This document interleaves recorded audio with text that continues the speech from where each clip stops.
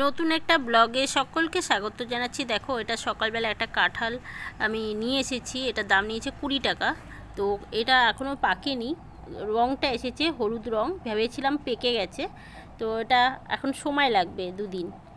তো সকালবেলা জ্যান্ত মাছ আজকে বাজার থেকে এসেছে, টাটকা কাতলা মাছ। এইটা রান্না করব।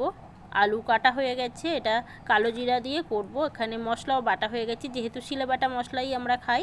আর এখানে দেখো সমস্ত কেটে বেটে গুছিয়ে নিয়েছি। লোটে মাছ করব, সঙ্গে এনেছিল লোটে মাছ।